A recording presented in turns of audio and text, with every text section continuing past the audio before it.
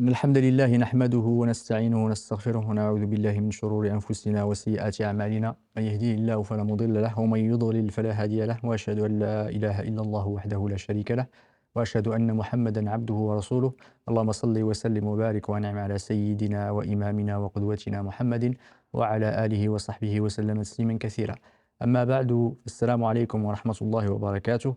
Bienvenue dans ce nouveau live que nous consacrons à la prière. Cette adoration tellement importante pour chaque musulman, c'est une adoration extrêmement importante qui a une place centrale dans notre religion, c'est le deuxième pilier de l'islam. Et on a commencé, alhamdoulilah, en citant effectivement, en parlant de son importance, de ses mérites, de ses bienfaits. Et on a commencé la semaine dernière par les aspects plutôt administratifs pour expliquer aux sœurs et aux frères les conditions importantes pour la prière. On a cité un certain nombre et on a fait, alhamdoulilah, un cours pratique aussi sur les ablutions. Même si je pense, bi'idhnillahi ta'ala, ça serait peut-être, si ça serait intéressant d'avoir un cours spécifiquement sur les tahara, en tout cas sur la purification. Mais Inch'Allah, de toute façon, alhamdoulilah, on va vous expliquer effectivement des éléments importants sur tahara, sur la purification, pendant ces cours, pour effectivement permettre aux personnes de savoir un petit peu plus, parce que certains se posent des questions, ne savent pas comment faire les grandes ablutions par exemple, ou le tayammum. Mais Inch'Allah, plus tard, peut-être on consacrera vraiment pas une série de lives très très importantes, mais quelques cours qui sont spécifiques sur ce chapitre-là, qui fait partie des livres de jurisprudence juste avant la prière. Mais alhamdoulilah, ce cours-là, Inch'Allah, on va continuer effectivement sur ces aspects administratifs et on va se consacrer dans un premier temps au ghusl, qui est les grandes ablutions. Et avant ça, alhamdoulilah, on va commencer par tayammum, par qui effectivement le pendant de l'wudu, de les ablutions pour les personnes qui ne peuvent pas, effectivement, qui n'ont pas la possibilité de faire les ablutions avec de l'eau, soit parce que l'eau n'est pas disponible à ce moment-là, ou qui ont des maladies, effectivement, qui leur permettent pas de faire les ablutions avec l'eau, en utilisant l'eau. Barakallahu fik, Cheikh, d'avoir accepté de nous expliquer, alhamdoulilah, d'être présent et de nous expliquer plus en détail tous ces aspects relatifs à la prière, à la fois son esprit et aussi la lettre. Barakallahu fik, jazakallahu khairan, Cheikh. Barakallahu fik, wa Fik. fik. Jazakallahu khairan. Bismillah, alhamdulillah, wa salatu wa salam ala rasulillah. Effectivement, comme tu l'as dit, le tayammum, c'est une facilité, et comme l'islam est une facilité. Je pense qu'il faut vraiment garder en tête Totalement. qu'Allah subhanahu wa ta'ala a tout facilité. Et il n'y a de facile que ce qu'il facilite. Et donc, ne pas compliquer les choses. Au cas, effectivement, où on est, il n'y a pas d'eau, ou si l'utilisation de l'eau va donc aggraver une maladie, etc., on peut utiliser le tayammum en lieu et place des petites et des grandes ablutions. Voilà. Donc, le tayammum, il s'agit, comme Allah le dit, entre autres dans la sourate An-Nisa, il s'agit donc de toucher de la terre pure ou de ce qui ressort. Ça peut être du marbre, comme tu dis. Ça peut être donc une pierre, ça peut être également du sable, etc. Il suffit de toucher avec les deux mains. Il y a, d'un point de vue administratif, il y a 3 conditions. La première, c'est l'intention. Donc, l'intention, c'est la première condition ou obligation ou pilier de toute adoration dans l'islam. Donc, l'intention, c'est de se purifier, pas spécifiquement pour telle prière ou pour lire le Coran, etc. Ce n'est pas la peine de spécifier, c'est pour se purifier, lever les interdits. Donc, parce qu'on n'a pas les ablutions, petites ou grandes. Donc, on a l'intention. Ensuite, c'est le fait de frapper une première fois le sable ou le sol, ou de toucher le marbre, ou donc ce qui peut être l'équivalent. Et ça, c'est l'autre condition qui est obligatoire. Et ensuite, donc, de passer sur le visage. Donc, sur le visage. Sur le visage et sur les mains. Ça, ce sont les 3 conditions. L'intention. Ensuite, la première frappe donc, du sol ou de la pierre. Et le passer sur le visage et sur les 2 mains. Maintenant, il y a, chez les Malikis en particulier, et pour sortir de divergence, donc quand on frappe, on va passer sur le visage et il suffirait de faire juste les mains. C'est ce qu'explique le verset et sur lequel les savants sont d'accord. Mais pour éviter les divergences, il faut passer jusqu'au coude, comme on le ferait donc, dans les ablutions. Auquel cas, on peut toucher la pierre, on passe sur les mains, on passe sur le visage, et ensuite la deuxième touche, la deuxième frappe est une sunna. Il est conseillé de à nouveau toucher et de passer donc la main qui a touché jusqu'au coude et l'autre main jusqu'à l'autre coude. Donc on commence par la droite, comme on le fait dans l'islam, et ensuite donc des mains jusqu'au coude. Et on a fini. C'est aussi simple que ça. Après, il y a des manières que les gens ils ont inventées ou compliquées ou pour être sûr que ça a été fait. L'essentiel, c'est vraiment l'intention et de suivre cette sunna-là. 3 conditions ou piliers qui sont obligatoires. L'intention, on n'a pas besoin de la formuler, comme tu le dis souvent. Et ensuite, donc, le visage est frappé, la terre ou la base, et ensuite de passer sur le visage et sur les 2 mains, ça suffirait. La sunna serait le visage et ensuite à nouveau et le passer donc sur la main jusqu'au coude et à nouveau sur l'autre bras de la main jusqu'au coude. Barakallahu fik. Effectivement, une question qui se pose, parce que certains, ils ne font les tayammum que quand ils ont des pierres. S'il n'y a pas la pierre, il ne fait pas de tayammum. Du coup, il faut absolument qu'il aille chercher. En plus, parfois, il fait chercher des galets parce que n'importe quelle pierre ne fonctionne pas. Du coup, est-ce que dans le verset dont tu parlais, Sa'idan Tayyiba, c'est ce qui... Certains ulama disent qu'en fait, il suffit juste, c'est la poussière qui est au-dessus, effectivement, qu'elle soit pure. Qu'est-ce que tu peux en dire, effectivement, par rapport à ça? Est-ce qu'obligatoirement, il faut avoir cette pierre à côté pour pouvoir faire tayammum, ou est-ce qu'on peut faire autrement? La pierre est pratique. Oui, Elle est pratique pour pratique. quelqu'un qui rentre, par exemple, Exactement. à l'hôpital, des choses comme ça. Mais effectivement, Totalement. Allah a simplifié. Totalement. Où que l'on soit, Totalement. comme l'a dit le prophète sallam, la terre a été rendue comme mosquée. Exactement. Et quand l'heure arrive, vous pouvez prier. Donc Allah a tout facilité. C'est tout ce qui ressort de la terre. C'est ça. Donc ça peut être de la poussière, ça peut être du sable, ça peut être du Barakallahu marbre, qui a été extrait également de là. Barakallahu Donc c'est fik. tout ce qui ressort de la pierre peut servir de base pour faire le tayammum. Barakallahu fik. Parfois, effectivement, on peut avoir du carrelage ou autre, il y a de la poussière dessus. Du coup, il suffit effectivement de passer la main, on a la poussière sur la main, il suffit juste qu'elle soit pure. Et c'est pas parce que c'est de la poussière, effectivement, qu'il faut Non, il faut pas l'enlever. faire comme ça. Justement, c'est le contraire. C'est ça, C'est le exactement. contraire. Et pour ceux qui disent que l'islam, c'est la purification, l'islam, c'est la pureté, c'est l'hygiène, c'est vrai. Mais dans ce cas-là, on obéit à Allah subhanahu wa ta'ala et on prend de la poussière plutôt que de l'enlever. Exactement. Voilà. Donc Barakallahu ça, fik. c'est important, je pense, aussi pour que l'on sache qu'on adore Allah comme Allah le veut, mais pas parce qu'on raisonne. Barakallahu fik. Parce que je signalerai, Inch'Allah, qu'il n'y aura pas de pierre à la mosquée. On ne va pas en mettre à côté pour éviter, effectivement, parce que parfois elle traîne. Ouais, tout à fait. Alhamdoulilah, on a du marbre. Alhamdoulilah, ta'ala, partout, effectivement, dans la mosquée, parce que c'est beaucoup plus. Alhamdoulilah, c'est une bonne pierre qui résiste dans le temps.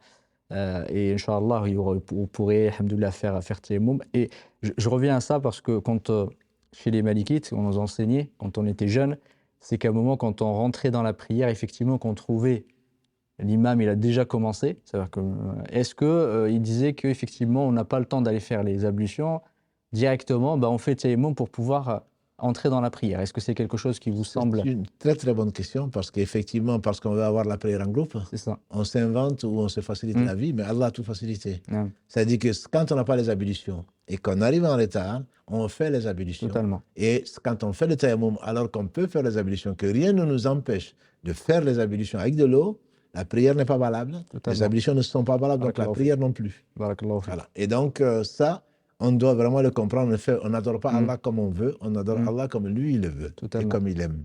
Totalement.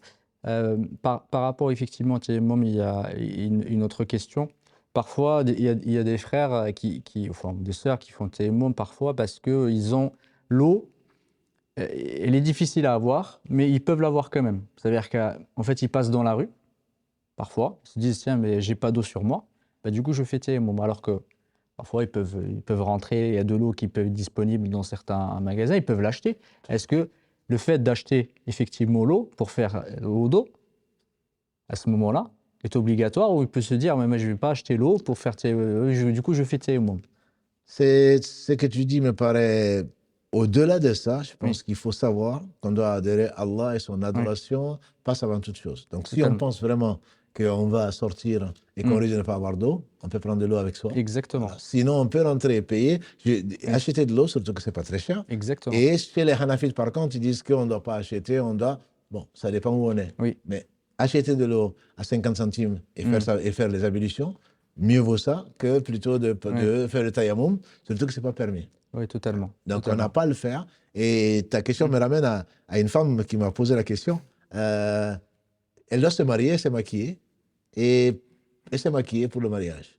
Et donc, est-ce qu'elle peut faire le tayammum?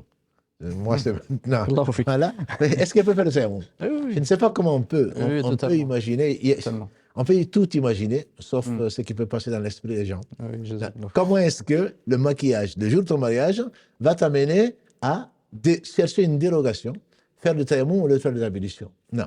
Et le maquillage en particulier, ce n'est qu'une parenthèse, quand c'est de la poudre ou des choses qui sont lourdes et que l'eau ne passe pas, c'est Totalement. imperméable, C'est ça. les ablutions ne sont pas valables. Voilà. Donc, si tu veux vraiment te maquiller, quand c'est permis, alors fais les ablutions. À ce moment, passe le maquillage et pas l'inverse. Alhamdoulilah. Quelqu'un demande une démonstration du tayammum. Je pense que tu l'as démontré, je ne sais pas combien de fois. Je ne sais pas si le frère était là ou la sœur. Je ne sais pas si tu peux nous refaire du coup la démonstration du tayammum. Alors, on va imaginer, qu'est-ce que c'est du marbre? On va imaginer ce qu'il y a, la Oui, c'est poussière. Donc, la première frappe est une obligation, l'intention est dans le cœur. Bismillah, on fait ça. Et ensuite, on le passe sur le visage. Et à nouveau, la sunna, c'est de faire une deuxième frappe et on le passe sur la main jusqu'au coude. Et on revient. Et avec l'autre main, la main droite, derrière, jusqu'au coude et on revient. Barakallahu fik. C'est aussi simple que ça, C'est ça très prend clair. 5 secondes ou 10 Exactement. secondes. Voilà, Alhamdoulilah. absolument. Et c'est pas parce que ça demande 5 secondes qu'il faut qu'on soit, comment dire, qu'on soit très, voilà, qu'on soit pas rigoureux effectivement par rapport à l'importance des ablutions. Tout à fait. Exactement. Parce qu'il y a certains, c'est pour ça que j'ai un peu insisté, parce qu'il y en a beaucoup qui se disent ah tiens, tayammum, c'est pas grave, effectivement, je peux faire tayammum, ils font tayammum alors que l'eau elle est disponible et se dire que s'ils ont l'eau et qu'ils peuvent le faire, leur prière malheureusement n'est pas valide. Comme on Non, a elle dit n'est pas la fois. valide. Elle n'est pas valide. On ne peut, comme le fiqh le dit, yani ibadat tawqifi. On s'arrête là où C'est ça. Allah. Exactement. Tout est interdit sur ce qui est permis. Et là, Exactement. Allah permet le tayammum pour nous alléger la vie, pour nous faciliter la vie. On peut la faire, mais à certaines conditions. Exactement. Donc, quand il y a de l'eau et que ça ne nous arrange pas, non. Il y a de l'eau et on doit, et même c'est de l'eau froide, soit on peut donc la tiédir C'est ça. pour faire, à moins qu'il n'y ait rien de tout ça qu'on risque la vie, auquel cas, c'est autre chose.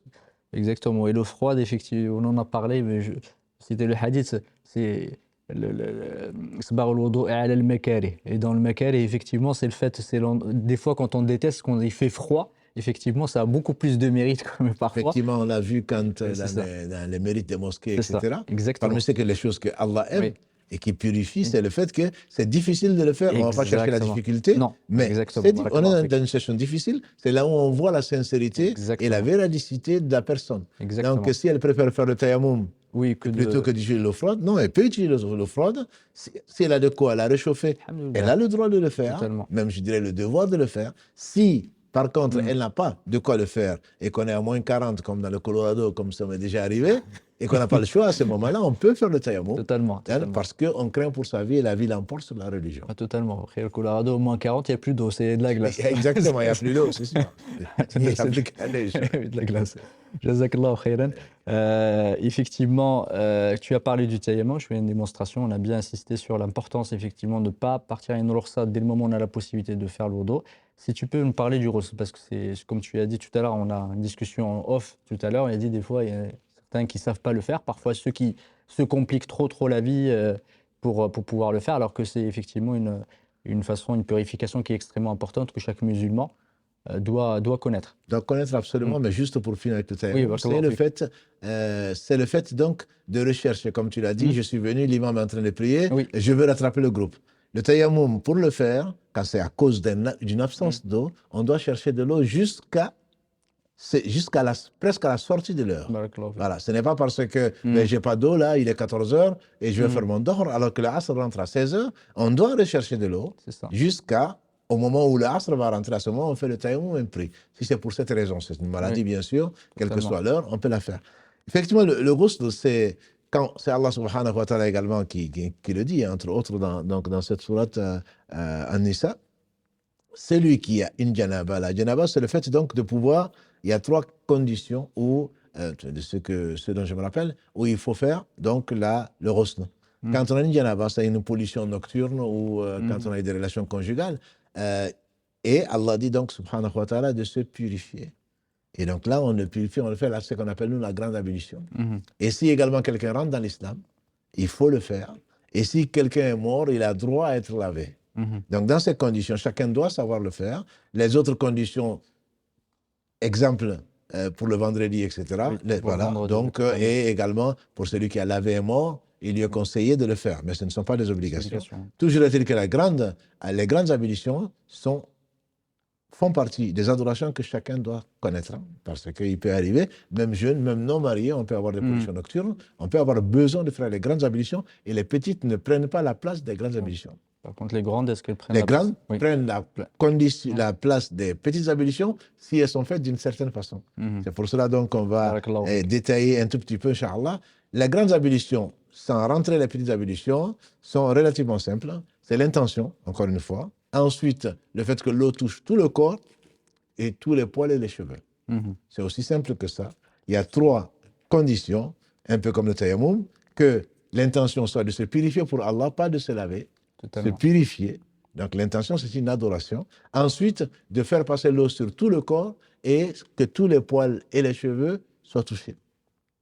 Maintenant, la meilleure des façons, c'est celle que le prophète sallam nous a enseignée. Donc, c'est le fait, il lui commençait par laver ses mains avant de les introduire donc, dans le récipient. Ici, avec le robinet, bon, on n'en a peut-être pas besoin, mais en tout cas, bismillah, on ouvre le robinet, on se lave les mains. Et ensuite, il faisait les petites ablutions. Comme on l'a vu en pratique avec Mohamed donc, la semaine dernière. À ce moment, on fait les petites ablutions, c'est-à-dire on se lave les mains, la bouche, le nez, le visage, les mains jusqu'au coude, et ensuite la tête, et bon, ça fait partie, les oreilles, on se lave les pieds, dans une version. Dans l'autre, quand on est dans un endroit où l'eau ne coule pas, on se lave les pieds à la fin. Et ensuite, le prophète sallam prenait de l'eau, avec ses 3 fois, avec ses 2 mains, et donc il frottait le cuir chevelu. Il le mettait sur les cheveux, et donc il frottait le cuir chevelu, et ensuite l'oreille droite, l'oreille gauche, et il faisait passer l'eau. À commencer par le côté droit, devant, ensuite le côté gauche, devant, ensuite le côté droit derrière, le côté gauche derrière, et il finissait par le pied. Avec ça, il a fait la petite ablution et les grandes ablutions, c'est ça la sunna. Après il aurait suffi de prendre, avec l'intention de laver tout le corps et tous les poils, et de faire le madmada pour sortir des divergences dans la bouche et dans le nez, comme chez les Hanafites par exemple. Il suffit avec l'intention de se laver, donc de faire le ghusl, il suffit de plonger dans l'eau, et ensuite mettre dans la bouche et le nez, et on a fini. Mais avec ça, on ne peut pas prier. On ne peut pas prier. Et après ça, il faut faire les petites ablutions. Mais le mieux, bien sûr, c'est le professeur Sam qui nous l'a enseigné. Et à ce moment-là, on fait d'abord les petites ablutions. Après avoir, lui, pour vraiment bien préciser, il avait les mains, prenait de l'eau du récipient, ensuite il lavait les parties intimes. Oui. Parce qu'une fois, parmi ce qu'on n'a pas expliqué, ce qui rend le wudu, c'est le fait de toucher à main nue, donc les parties intimes. Donc il lavait ses parties intimes et on ne le touche plus. Si, pendant le ghusl, on a quand même touché à main nue les parties intimes, on ne refait pas le ghusl, on refait que les petites ablutions pour prier. Donc, si on a fait comme l'a fait le prophète sallam, c'est la meilleure des façons, et c'est très simple. Et le ghusl non plus, ce n'est pas de prendre un quart d'heure dans la douche, ça peut se faire en 5 minutes. On dira 5 minutes maximum. C'est sans savon, puisque l'eau doit être pure. Comme tu dis, on reviendra peut-être, Inch'Allah, sur l'eau et les qualités d'eau, mais l'eau doit être pure, et on doit pouvoir le faire en moins de 5 minutes, et avec peu d'eau également. Parce que souvent, on laisse couler le robinet, le ghusl reste valable, mais on a fait des choses qui sont déconseillées. Et Allah n'aime pas les gaspilleurs. Les gaspilleurs sont les frères de Shaitan. Et donc, il faut le faire vraiment avec un minimum d'eau. Sinon, si c'est avec le robinet, soit on le met dans un bassin ou quelque chose et on prend de l'eau, soit alors on ouvre le robinet, on le referme. Et c'est tout aussi écologique. Totalement. Et l'islam, bien entendu, est pour l'économie. Tout appartient à Allah subhanahu wa ta'ala. Même si on est au bord d'un fleuve, on doit économiser l'eau. Oui, ça, c'est l'esprit de l'islam. Totalement. Barakallahu fik. Effectivement, par rapport aux grandes ablutions, elles sont importantes, comme tu as dit. Effectivement, on ne peut pas prier si on est dans un état de janaba tant qu'on n'a pas fait les grandes ablutions. Alhamdulillah, j'aimerais si tu as fini par rapport aux grandes Alhamdulillah. ablutions, alhamdoulilah, il pose la question, pardon, juste sur le tayammum, il dit c'est ce qu'on peut faire la tayammum ou tu changes les murs? Si le mur, les avis existent, on peut toucher le mur parce que le mur est fait à partir de choses qui sont C'est sorties ça. donc de la terre, on peut le faire. La pierre n'est pas une obligation, comme tu l'as précisé. Certains pensent qu'il n'y a que la pierre, alors que la pierre, c'est plutôt l'exception. C'est ça. Barakallahu fik. Du coup, si tu peux juste nous dire un petit peu plus sur la différence, parce qu'on va parler, alhamdoulilah, après des piliers, des obligations, des sunan. Est-ce que tu peux nous en parler, Inch'Allah, et de quelle est la différence entre un pilier, un rukn, un wajib, après le fara'id, ça dépend des écoles de jurisprudence, chacun il a ses termes particuliers, les sunan. Avant qu'on commence, comme ça permet de donner une clé de lecture, Inch'Allah, quand on va dire c'est un pilier, c'est un wajib, ça nous servira aussi plus tard comment rattraper la prière, parce que tout dépend de ce qu'on a oublié. Inch'Allah, ça servira, alhamdoulilah, à ceux qui nous suivent et qui nous suivent régulièrement d'avoir cette clé de lecture, Inch'Allah. Alhamdulillah, Allah est parfait. Il a laissé le prophète sallam dans certaines situations les vivre pour nous l'expliquer. Et le hadith de base, c'est pas le seul, mais le hadith de base qui a permis aux savants de savoir qu'est-ce qui est pilier et qu'est-ce qu'un pilier. Un pilier, comme dans la mosquée, c'est quelque chose qui tient la structure. Un pilier, c'est une chose sans laquelle la structure s'écroule.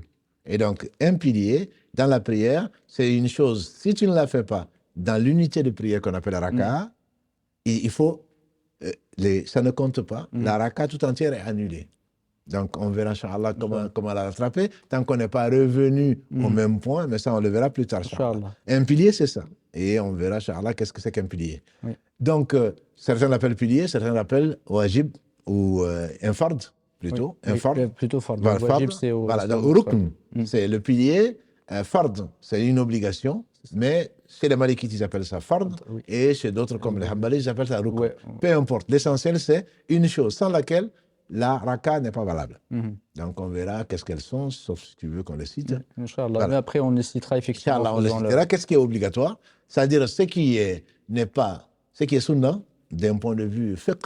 Je ne parle pas d'un point de vue hadith. D'un point de vue fiqh, ce qui est sunnah, c'est ce que le prophète sallam a fait et dont on peut réparer par le sujoud sahou, le sujoud d'oubli. Ce sont des choses qu'il a toujours faites, mais qui n'annulent pas la raka'a. Et ça, on le verra, Inch'Allah, dans la réparation, en particulier la prière. Donc, il y a deux choses. Il y a une chose qui est obligatoire, sans laquelle la raka'a n'est pas valable, et il y a une autre chose qui doit être comprise dans la raka'a, mais si on l'a oublié, pas si on a fait exprès. Si on a oublié de le faire, parce que si on a fait exprès, la prière est nulle. Voilà. Parce qu'on a oublié, on peut la réparer. Alors que le pilier, si on l'a oublié, il faut la refaire. Totalement. Voilà. Le soujoud ne suffit pas pour réparer quelque chose qui est un pilier. Barakallahu fik. On reprend effectivement, parce que il y a, comme tu as dit, il y a différentes terminologies par rapport, enfin, surtout les Malikites, effectivement. Ils ont des terminologies particulières, mais on va dire rukn, c'est, comme disent les ulama, c'est comme un pilier. Si tu ne l'as pas, tout s'écroule, comme tu as dit. Et à la différence de la condition qu'on a vue la dernière fois, la condition, effectivement, si on ne la fait pas, la chose n'existe pas, en tout cas n'est pas valable, mais ne fait pas partie de l'adoration elle-même. Alors que le pilier, effectivement, si ce pilier n'existe pas, effectivement, la prière n'existe pas, mais il fait partie de la prière ou de l'adoration de façon générale, parce que quand les piliers, pour les contrats ou de façon pour n'importe quelle adoration, il y a des piliers effectivement qui font partie de la prière. Ce que tu as appelé de l'obligation, le wajib, c'est tout à l'heure, c'est ce que tu as dit, c'est que, si je récapitule bien, c'est que c'est quelque chose d'obligatoire. Si on ne l'a pas fait parce qu'on a oublié, la prière est valable. Si on l'a fait exprès, effectivement, c'est que si on l'a fait exprès, c'est que la prière n'est pas valable, c'est ça. Si on l'a fait effectivement par oubli, ça peut être rattrapé par sujoud sahou, alors que le rukn, obligatoirement, il faut le faire. C'est pas rattrapé par le. C'est pas rattrapé. C'est pas rattrapé par deux prosternations. Barakallahu fik, par les prosternations. Sunan, c'est, chez les Hanbalites par exemple, sunan, c'est tout ce qui est surrogatoire, qui a la différence des wujub. Même si on ne l'a pas fait, ça n'a pas d'incidence que sur le fait exprès.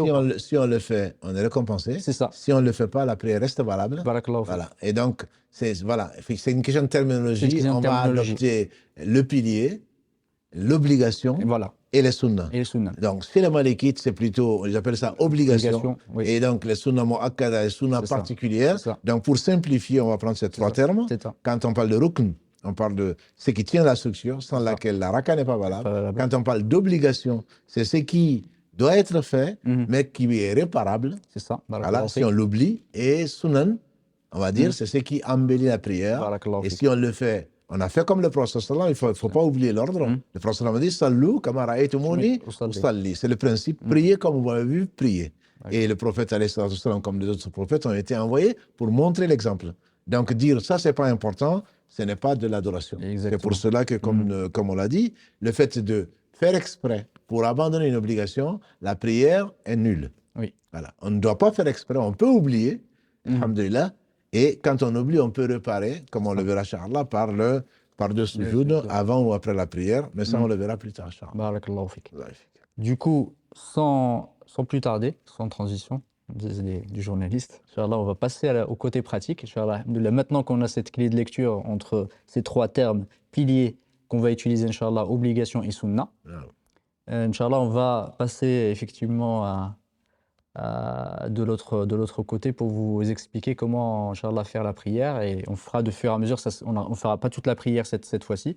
Effectivement, on va s'attarder sur certains éléments qui sont couramment faits, qui sont des erreurs, et parfois, alhamdoulilah, il y a différentes façons de le faire, parce qu'il n'y a pas qu'une façon, parfois, de faire un soujoud, de faire effectivement le fait de s'asseoir. Il y a plein d'éléments, effectivement, le prophète, alayhi salatu wassalam, on a rapporté de lui différentes façons de le faire, et c'est pas parce qu'on a vu une façon de faire, effectivement, dans un livre où quelqu'un nous a dit ça, que forcément, il n'y a que ça qui existe, et que le reste n'est pas valable. Je pense une très très belle remarque, parce que Allah a voulu, même dans le Coran, faire réciter le prophète sallam de différentes façons.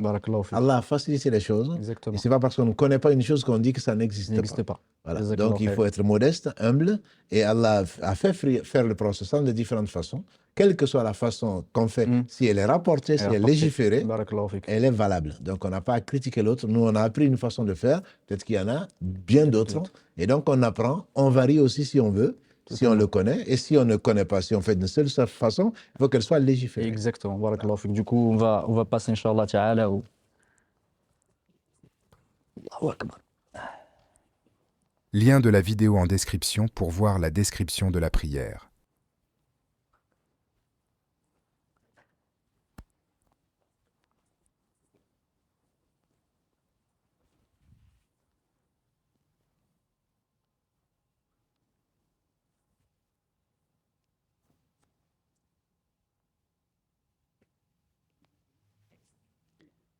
Du coup, Cheikh, barakallahu fik, la première chose dont on avait peut-être parlé, on en avait déjà parlé, mais le sutra. Parce que c'est parfois quand on prie, Cheikh, si tu peux juste avancer comme ça, Inch'Allah, les téléspectateurs vont te voir. Du coup, on avait parlé de la sutra, et parfois on oublie, parce qu'on arrive effectivement, on prie au milieu de la mosquée, quand on est tout seul, parce qu'effectivement, si tu peux parler, Inch'Allah, de la sutra, à quel moment c'est une sunna, est-ce que c'est obligatoire, Inch'Allah, si tu peux nous en parler, et comment le faire aussi. Donc la sutra, c'est qu'on met devant soi, qui définit un espace donc sacré, et qu'on ne voudrait pas couper ses relations avec Allah. Et dans la prière, la plupart des savants disent que c'est une sunna mu'akkada, il faut vraiment le faire, le prophète, même dans un désert, à planter donc une lance, même si on pense qu'il n'y a rien qui va passer. C'est un espace donc sacré qui est 1,45 m, 1,50 m devant soi, et qu'on définit, personne, ni animal, ni personne ne doit passer. La plupart des savants disent que c'est plus que recommandé, sans être obligatoire. Mais chez les Hanbali, par exemple, c'est une obligation. Voilà. Donc, que l'on ait oublié, on peut comprendre, mais qu'on le fasse comme, surtout dans un espace comme la mosquée, etc., où on croit que l'espace nous appartient, non. On doit vraiment le faire. Donc, on peut le faire, prendre la sutra, un pilier. Comme ça, au moins, c'est le plus facile. Ou alors, on prend une bonne partie du périmètre d'une mosquée où on sait que personne ne peut passer. Si on est le dernier à gauche, personne ne peut traverser, en espérant que ce n'est pas avec la porte. Si on est le dernier à droite, également.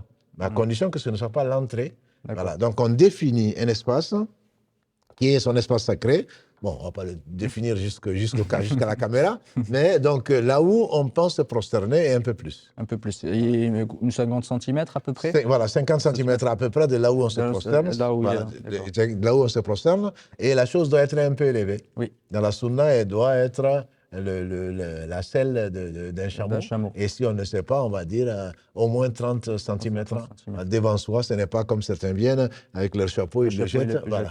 Donc, c'est quelque chose que l'on voit, justement pour éviter. La soutra est importante, comme tu dis, parce que le prophète sallam a dit qu'il ne faut pas laisser quelqu'un passer entre sa soutra et soi. Et il a dit, alayhi salatu wassalam, mieux vaut attendre 40 que donc de perturber la prière de quelqu'un qui est en dialogue avec Allah subhanahu wa ta'ala, si on n'a pas le temps. Et ceci est valable dans n'importe quelle mosquée, y compris la Mecque. Mais si on n'a pas le choix, les Malikis disent, et d'autres savants, si on n'a vraiment pas le choix, c'est la seule façon d'accéder à un rang ou autre chose, à ce moment on peut traverser. Mais c'est vraiment exceptionnel et pas comme les uns et les autres le font. Est-ce qu'on met la soutra quand on est chez soi tout seul? Quand on est chez soi, on peut. On doit définir ceci. Mais sauf si on est en face du mur, on prend le mur comme soutra. Voilà. Et quand on est en prière avec un imam, c'est la soutra de l'imam qui définit. Je me rappelle le hadith d'Ibn Abbas qui disait, on l'a déjà dit d'ailleurs, qu'il descendait et le chameau traversait. Parce que l'imam a une soutra, personne ne doit passer devant l'imam. Barakallahu fik. On a déjà remarqué parfois. Certains, pendant la prière au groupe, ils passent entre les rangs. Il y a des gens qui l'empêchent de passer. Parce qu'ils pensent qu'il est en train de... Alors qu'en réalité, c'est l'imam. Si c'est un groupe, c'est la soutra de l'imam qui définit. Alhamdulillah, s'il est dans un mihrab, j'espère que personne ne rentrera dans le mihrab avec lui. Alhamdulillah, barakallahu fik. Du coup, après la soutra, il y a, on a parlé de l'adhan et peut-être l'adhan ou l'iqama, juste avant, surtout pour celui qui est tout seul. Pour celui qui est tout seul, la plupart des savants disent que c'est quelque chose qui est conseillé. C'est conseillé, ce n'est pas une obligation. Et y compris chez les Malikites, ce n'est même pas quelque chose de conseillé. Ils ne le font que dans la prière en groupe. Mais le prophète sallam a dit à quelqu'un de mieux que moi en disant que toi qui aimes bien la nature ou les bêtes, quand tu seras seul sur une montagne, appelle très haut tous les djinns, toutes les pierres, tout ce qui va entendre va témoigner pour toi au jour du jugement dernier. Donc, c'est quand même conseillé, qu'on soit seul ou en groupe, c'est conseillé d'appeler la prière de ce que l'on sait. Donc, les anges, les djinns qui sont musulmans viendront se joindre à nous dans notre prière, même quand on est seul. Il s'agit bien entendu de respecter aussi l'environnement et dans son T3, de ne pas sortir, d'ouvrir les fenêtres et d'appeler tout le monde. Bien entendu, on risque d'avoir la police à ses trousses. Voilà, donc pour avoir perturbé donc la vie des gens. Barakallahu fik. Du coup, l'adhan et l'iqama, c'est une sunna. L'iqama aussi, c'est une sunna. La sunna la iqama fait partie, mais effectivement, tu fais bien de le préciser. Certains pensent, j'ai pas fait l'iqama, donc ma prière n'est pas valable. Le iqama, c'est-à-dire, pour ceux qui... parce que tout est devenu français maintenant, l'iqama, c'est où on dit qad iqamati salat, d'où le nom de iqama, c'est l'imminence de la prière. Donc l'appel à la prière, c'est l'adhan. Allahu Akbar, Allahu Akbar. Ashhadu an la ilaha illallah, ashhadu an la ilaha illallah, ashhadu anna Muhammad Rasulullah, ashhadu anna Muhammad Rasulullah, hayya ala salah, hayya ala salah, hayya al falah, hayya al falah, Allahu Akbar, la ilaha illallah. Ça, c'est l'une des versions. Sinon, l'autre version, c'est 4 fois au début, Allahu Akbar. Ensuite, une fois qu'on a fait ça, la sunna, c'est de prier pour le prophète sallallahu alayhi wa sallam et lui demander la place promise qu'une seule personne va l'avoir, c'est lui. Donc, la grande intercession, il y a un maqam mahmouda, et c'est une période intéressante, particulière, parce qu'entre l'adhan et l'iqama, a dit le prophète sallam, c'est un moment où les invocations sont acceptées.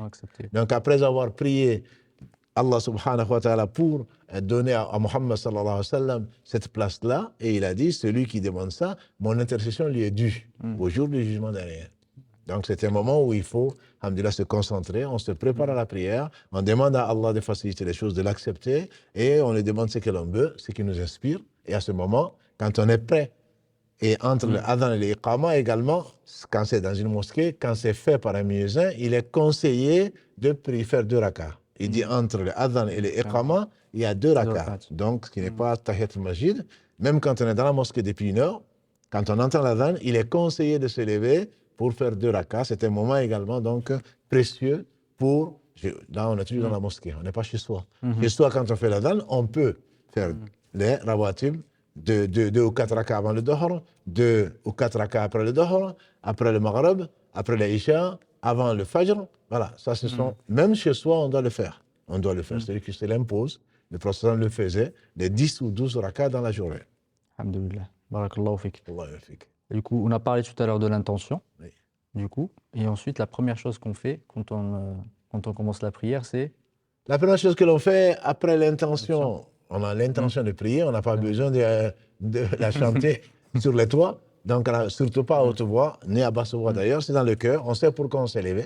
Donc là, on sait que pourquoi tu t'es levé.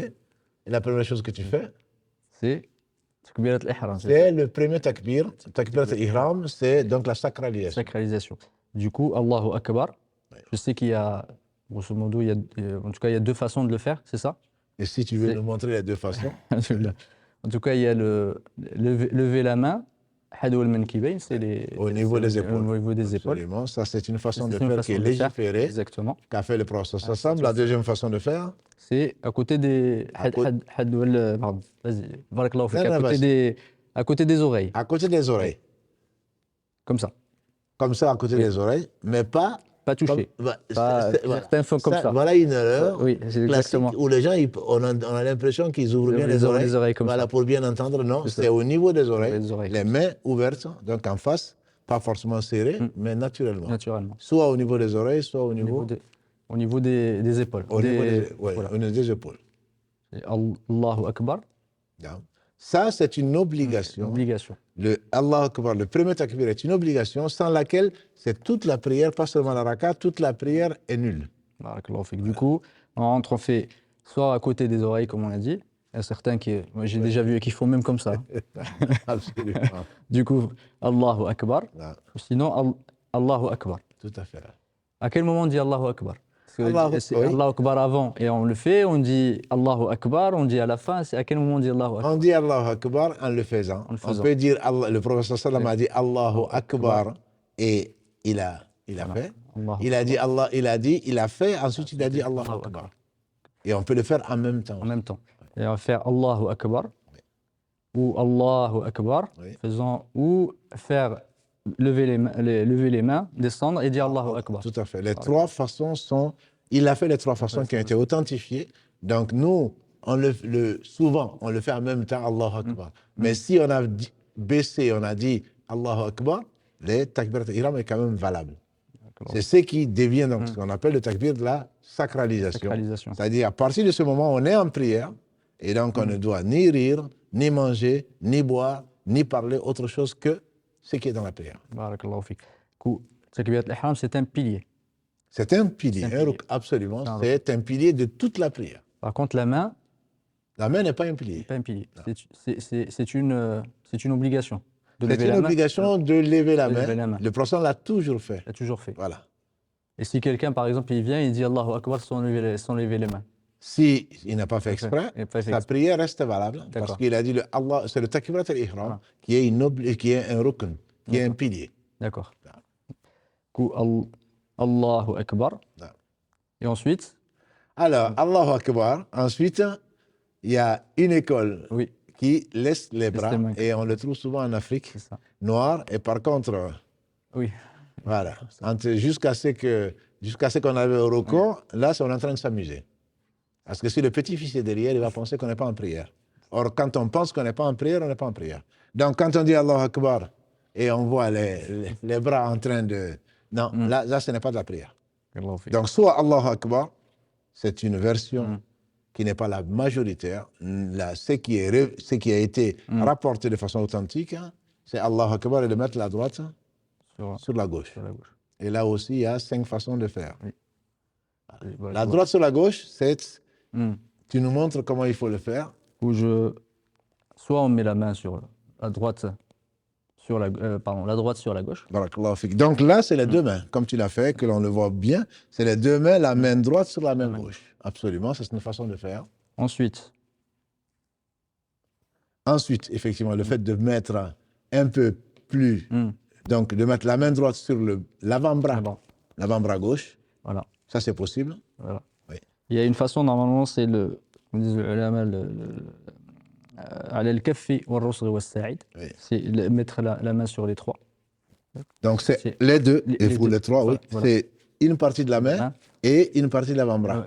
Exactement. Ça, c'est ce qu'ils appellent le kaf, ça c'est la main. Ouais, ça, c'est la main. Ouais. Rosr, c'est ici. Le poignet. C'est le poignet, ça c'est. De toute façon, il y a trois parties en fait dans le poignet. Il y a ça s'appelle le cou', ça c'est le kursu et ça c'est le rosr. Voilà. Du coup, le rosr, c'est cette partie-là. Oui. Et ensuite, sa'id, c'est l'avant-bras. C'est l'avant-bras. Avant-bras. Absolument. Ouais. Donc, ça, c'est une façon, de le faire. Non. Et ensuite, c'est. Et l'autre façon de faire, c'est ça. C'est ça. C'est de tenir avec le pouce et le majeur. C'est de tenir le poignet. C'est ça, le poignet. Tenir, en fait, les ulama disent plutôt, c'est là qu'on tient Ce que vous avez, je ne sais pas comment on appelle ça en français. Ça, je ne sais plus. Les os, donc au niveau du poignet. Du poignet. Ouais. Ça, de toute façon, en arabe, je sais comment c'est le kursu en arabe. Ça s'appelle comme ça. Mais donc, on peut, ça, c'est trois façons. C'est trois façons. Et on le pose sur la poitrine. Sur la poitrine. Voilà, sur la poitrine. Par contre, ce que l'on voit parfois qui est une erreur, c'est le fait de faire ça. Voilà. Même si on est serré, on n'a pas à le faire. Donc, on peut à la limite faire ça. Mais le fait de tenir comme ça, quelqu'un qui voit comme ça, il dit que c'est quelqu'un qui attend soit son bus, soit autre chose. Voilà. On n'a pas à le faire. Donc, il y a les trois façons que tu fais. Du fait de le mettre donc au-dessus, comme ça, au niveau de la poitrine. Au niveau de la poitrine. Tout à fait. Ensuite, comme ça. Comme ça. Ou de le tenir comme ça. Voilà. Ça, c'est trois façons qui sont légiférées. Exactement. Barakallahu fik. Certains ulama disent sur le sa'id, mais bon, il y a des. On peut arriver jusque-là. Mais après, le mieux, c'est, on a dit sur la main, comme ça, et comme ça. Et le prophète sallam a dit, nous les prophètes, c'est un hadith qui est authentique, qu'Allah les bénisse tous, nous les prophètes, on nous a ordonné de rompre le jeûne tôt, de retarder le suhour, le début comme le ramadan c'est bientôt, de retarder au maximum donc le déjeuner et de mettre la droite sur la gauche dans la prière. Exactement. Et également, alayhi salatu wassalam, il a vu quelqu'un qui priait comme ça, alors qu'il était, la gauche était sur la droite, en passant, alors qu'il priait, il a changé, il a mis sa droite sur sa gauche. Ça sont des choses qui sont authentiques, qui ont été révélées. Barakallahu fik. Du coup, ce qu'on dit, c'est que faire comme ça, comme certaines formes, j'ai déjà vu des gens faire comme ça. Alhamdulillah, il y a des fois, et du coup, il faut faire attention, effectivement, de bien le faire, comme le prophète, comme tu as dit, c'est important. Sallu kama ra'aytumuni usalli, comme dit le prophète, priez comme vous m'avez vu prier. Du coup, c'est important de ne pas inventer des choses. Il ne faut pas inventer, ce sont des choses qui. De toute façon, pour l'acceptation des œuvres, il faut le rappeler, c'est l'intention, certes, et derrière laquelle on se cache, mais c'est effectivement le fait de suivre le prophète. C'est le fait de suivre. Il a été envoyé pour nous montrer comment Allah aime être adoré. On n'adore pas Allah comme on veut. On adore Allah comme Allah aime être adoré. Et c'est ce que les prophètes nous ont amené, notamment le meilleur d'entre eux, Muhammad sallallahu alayhi wa sallam. On rapporte de Ali, et aussi c'est un avis chez les Hanbalites, c'est de le mettre en dessous du nombril. Ouais. Est-ce que c'est quelque chose qu'est-ce que tu... Les Hanbalites le font. On dirait que c'est de la diversité. Oui. On dirait que comme ce n'est pas une obligation, et donc c'est une obligation, ce n'est pas un pilier, la prière reste valable. Les Hanbalites, ils font ça. Oui. Ils le font dessous. Les avis sont discutables. Mais le mieux, c'est vraiment de faire ça. Mais si on voit quelqu'un en train de prier comme ça, qu'on ne dise pas que sa prière n'est pas valable. Surtout pas, parce que souvent, nous, on entend, on est binaire. C'est halal, c'est haram. Voilà. Totalement. Donc, ce n'est pas parce que nous, on prie comme ça qu'on doit dire quelqu'un qui fait ça, et sa prière n'est pas valable. Non. Effectivement, c'est l'avis d'Ali, c'est l'avis des Hanbalites, effectivement, qui est des Hanafites plutôt, qui font ça. Eux, ils montent donc sous le nombril, ou au niveau du nombril. Barakallahu fik. Du coup, si je reprends bien, Allahu Akbar, met la main droite sur la main gauche. Et là, on commence le deuxième pilier. Enfin, pardon, avant le deuxième pilier, il y a la sunna. Avant, il y a les sunna qu'on a parlé, donc qui viennent enjoliver. Avant de parler à Allah, on le loue. Bien que dans la prière, on va le louer, et toute la prière, c'est glorification et louange à Allah. Mais le prophète sallam se taisait, et quelqu'un de mieux que moi lui a dit, Ya Rasulallah, quand tu fais le takbirat al-ihram, et avant de commencer la récitation, tu t'étais. Et qu'est-ce que tu dis? Il a dit, je me doutais bien que c'était toi qui allais me poser la question. Il s'agit d'Abu Huraira, radiallahu anhu. Et donc là, c'est ce qu'on appelle dua iftiftah. C'est l'invocation d'ouverture. Ouverture. Donc il y a plusieurs versions. Et il nous a laissé, alhamdulillah, dans la sunna, beaucoup de façons de faire. La plus simple et la plus courante, c'est Subhanaka Allahumma wa bihamdika wa tabaraka ismuka wa ta'ala jadduka wa la ilaha ghayruk. Donc, Subhanaka Allahumma, gloire, louange à toi, ô Allah, Subhanaka Allahumma, wa bihamdika, et par ta louange, tabaraka ismuka, que ton nom soit béni, wa ta'ala jadduka, que ta majesté soit proclamée, wa la ilaha ghayruka, et il n'y a d'autre être digne d'adoration si ce n'est toi. Ça, c'est le plus simple. Et celui qui ne connaît pas, et qui a commencé la prière il n'y a pas longtemps, c'est une sunna. Oui. Ça dit que si tu le dis, ça ouvre ton cœur, Alhamdulillah. Shaitan n'aime pas ça, et donc il s'enfuit.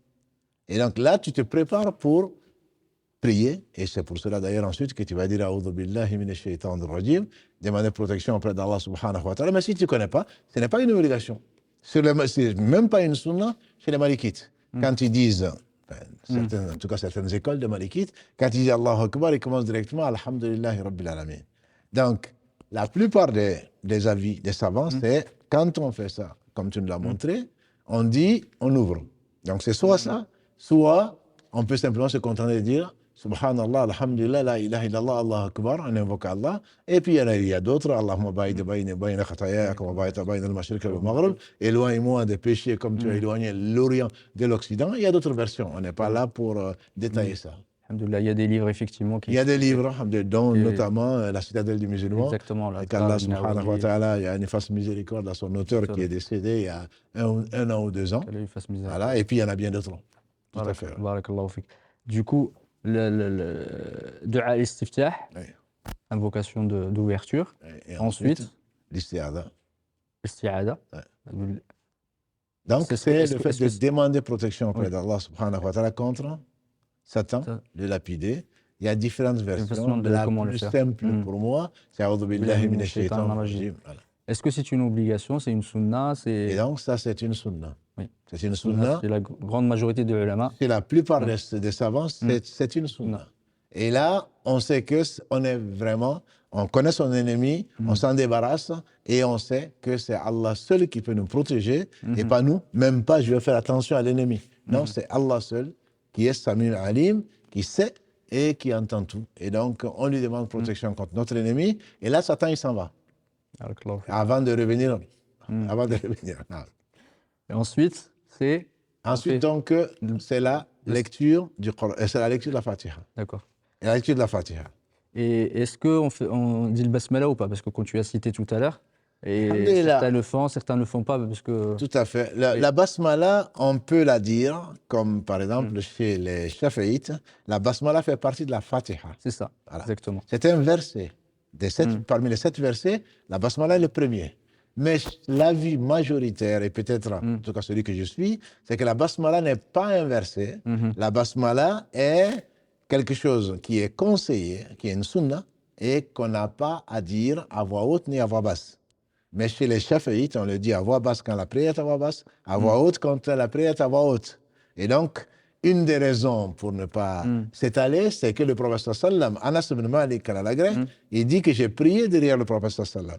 J'ai prié derrière Abu Bakr, j'ai prié derrière Omar, j'ai prié derrière Othman. Donc les 3 premiers califes, qu'Allah les agrée tous, et tous commençaient par Alhamdulillahi Rabbil Alamin. Bon, les autres ont leurs arguments. Mais j'ai dit simplement, ce hadith amène certains savants à privilégier, dont Ibn Taymiyyah, dont l'imam Malik, dont bien d'autres, à privilégier le fait que la basmala n'est pas une obligation, ce n'est pas un verset de la Fatiha. Totalement. Effectivement, c'est le fait de... Les ulama disaient effectivement qu'ils le disaient à voix basse, c'est pour ça que Anas ne l'entendait pas. Ouais. C'est pour cette raison effectivement que c'était pas cité effectivement dans le hadith, mais il le disait à voix basse. C'est pour ça que certains le disent à voix basse et ensuite ils commencent par le Fatiha. Le Fatiha étant, comme tu as dit, un pilier. La Fatiha est un pilier. Il a dit sallallahu alayhi wa sallam, la salata liman lam yaqra kitab. Il n'a pas de prière celui qui n'a pas lu la mère du livre qui est la Fatiha. Et juste l'autre argument qui est quand même fort, Abu Huraira, il a dit que le prophète a dit, ça a été rapporté par Muslim, Allah dit, j'ai divisé la prière en deux, entre mon serviteur et moi. Et mon serviteur aura ce qu'il doit demander. Quand mon serviteur dit, Alhamdulillahi Rabbil Alamin, Allah dit, mon serviteur m'a loué. Il ne dit pas quand mon serviteur dit Bismillahir Rahmanir Rahim. C'est l'un des arguments les plus forts, à mon avis, qui, dans un hadith authentique, qui dit donc que ça commence, la Fatiha commence par Alhamdulillahi Rabbil Alamin. Mais on respecte bien entendu, ce sont des savants, ils sont meilleurs que nous, c'est les héritiers des prophètes, ils ne parlaient pas d'eux-mêmes, ce n'est même pas des supputations. Jazakallah khairan. Du coup, Alhamdulillahi Rabbil Alamin, la Fatiha est en obligation. Si quelqu'un ne sait pas, il vient d'entrer effectivement dans l'islam, il ne sait pas faire la Fatiha, qu'est-ce qu'il fait? Qu'il soit le bienvenu. Alhamdulillah. Alhamdulillah, quelqu'un est rentré dans l'islam, il a fait la shahada, il est parti, Allah l'a rappelé comme... donc il n'a même pas fait la prière. Donc quelqu'un, on n'a pas à attendre d'apprendre la Fatiha, d'apprendre la Fatiha pour commencer à prier. La prière est tellement importante que quand on est rentré, quand c'est l'heure du Asr, on fait l'Asr. Quand c'est l'heure du Dohr, on fait le Dohr. Donc pour cela, la personne, alhamdulillah, Allah a toute facilité. Connaître Allah, c'est l'aimer. On dit simplement, subhanallah, alhamdulillah, la ilaha illallah, Allah akbar, quand on est arabe. Et quand on n'est pas arabe, on dit ce qu'on peut. Voilà, donc subhanallah, subhanallah, on l'apprend de suite et on le fait. Subhanallah, alhamdulillah, la ilaha illallah, Allah akbar, wa la hawla wa la quwwata illa billah. Le prophète l'a enseigné à celui qui venait de rentrer dans l'islam. Mais parce qu'il ne connaît pas. Mais celui qui connaît la Fatiha se doit de lire la Fatiha. Le hadith reste valable. Il n'y a pas de prière pour celui qui ne lit pas la Fatiha dans sa raka. Ensuite, après le Fatiha, vient la sourate ou des versets. D'accord. Donc, une fois qu'on arrive à Ghayril maghdubi alayhim wa lad-dallin, Amin, le Amin ne fait pas partie de la Fatiha. Donc, mais c'est une sunna. Et on entendait les compagnons du prophète quand c'était à voix haute, on entendait presque la mosquée trembler, tout le monde en train de dire Amin. Et celui qui est seul aussi, celui qui est seul, il dit Amin. Effectivement, il dit Amin parce que le prophète m'a dit celui qui dit Amin et son Amin coïncide avec le Amin des anges, il sera pardonné. Voilà. Donc on est intéressé. Voilà, on est intéressé et il y a une sagesse dans chaque geste de la prière en particulier et dans toute adoration d'Allah subhanahu wa ta'ala. Du coup, une sourate ou des versets. Une sourate ou des versets. Et le prophète souvent c'était des sourates qu'il lisait. Donc elles pouvaient être longues ou courtes, mais des versets suffisent après la sourate, après la Fatiha, dans les deux premiers rakats. Si c'est deux, qu'elles soient volontaires, nafila ou obligatoire. Donc ça, c'est l'avis le plus fort, même si certains pensent que la Fatiha suffit, mais il n'y a pas de preuve à ma connaissance dessus. Le prophète toujours, même s'il les faisait légères, il lisait quand même des courtes sourates. Du coup, c'est une obligation, une sunna, le fait de lire. Si par exemple on l'a oublié, est-ce que voilà ce qu'on se disait la dernière fois. C'est une obligation parce qu'il a toujours fait, alayhi salatu wassalam. C'est une obligation de le faire, c'est pas un pilier. C'est pas un pilier. C'est pas comme la Fatiha. La Fatiha est un pilier. Celui qui ne lit pas, ce qu'il a oublié, il doit réparer et il ne peut pas faire de soujoud. Par contre, celui qui a oublié, ça peut arriver dans la première raka ou la deuxième, il continue sa prière. Il n'a pas à revenir, il continue sa prière.